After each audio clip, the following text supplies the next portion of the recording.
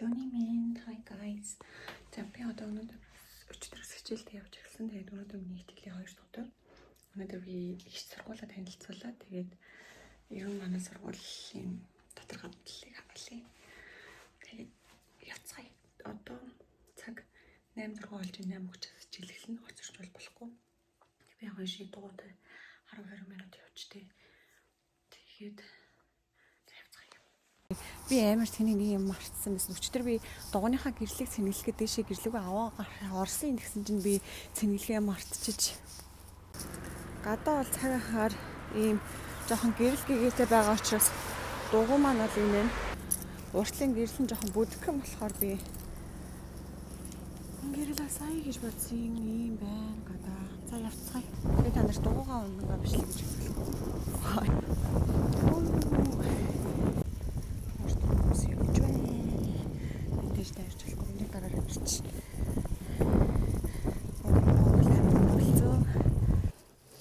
Хэсэг энэ хоёр давхартаа гардаг ингээд хичээл ангууд энд хүүхдүүд суугаад хичээлээ бэлддэг хэсэг. Нэг олон хүн байгаагүй 10 минут өмнө өрөөд ирлээ. Энэгээр ингээд нөгөө төгсөгчдийн юм нэг хөрхөн зургууд байдаг. Энэ ингээд манай хичээл ордог. Тэнгүүд нэг хэрэг байна. Тэнд бас нэг суудаг хэсэгтэй. Энд нэг хоёр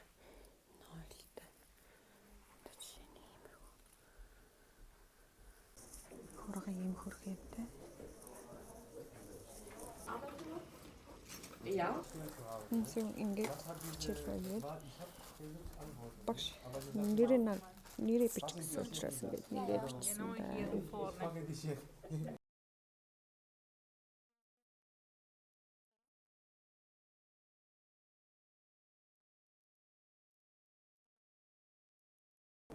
Сургууль дээр тамхи авдаг автомат машин байж байгаа.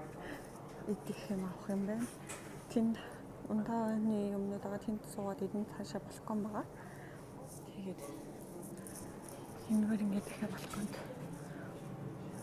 Тэгээд нэг их юм идэж чадаагүй гэсэн учраас одоо ямартай ч ихлээр нэг ширхэг банан идээд тэгээд би ингээд салаад бэлдээд аваад ирсэн.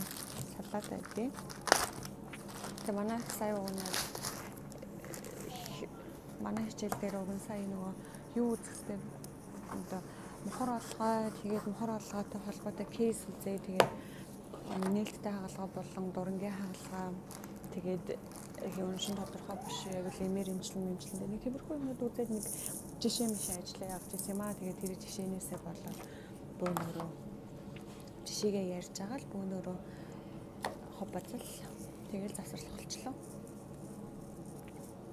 Маяг joy салаад би ийм салаад идэх гэж байна.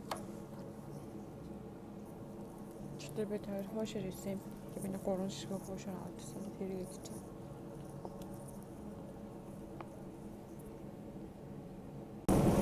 Тэгээ одоо манай саяны ингээд жишээн дээр болохоор 14 настай хүүхэд байгаа байхгүй юу. Тэгээд хэвлэгээр нөвдөөд халуураад тэгээд эмнэлэг дээр ирсэн гээд тэгээд яг хэлээл ингээд завир мавир тиймэрхүү юмныхын талаар ямар өвчин бэ гэж ярьж байгаа.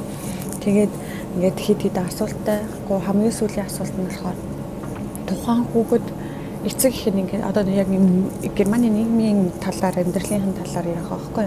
Бид нэр одоо ингээд совлогч болж байгаа хүмүүс совлогчийн зүгээс гэр бүл ар гэр их яаж ингээд мэдээллийг нь хүргэх ёстой вэ гэдэг талаар ярьж байгаа. Тэгээд 14 настай хүүхэд ээж аав нь салцсан. Ээжтэйгээ байдаг.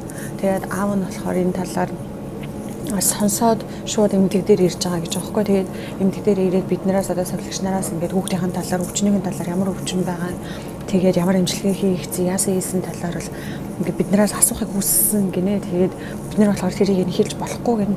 Яагаад гэсэн чинь ээж аав нь салцсан учраас хүүхдний ээжтэйгээ хамт амьдардаг ээж дээрээ хуулиасны асран хамгаалагч нь ээж нь учраас хэдий төрсэн аав нь байсан ч гэсэндээ тэр хоёр салцсан учраас аавд нь хүүхдийн талаар мэдээлэл бол хэлж болохгүй.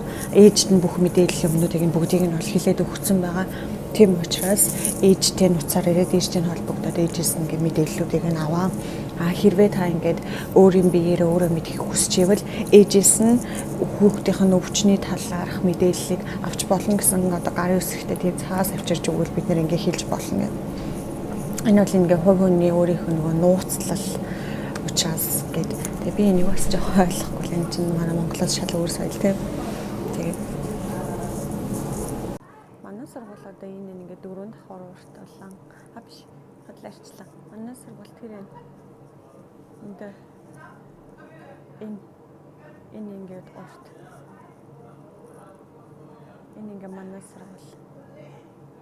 1 2 3 4 давхар юм.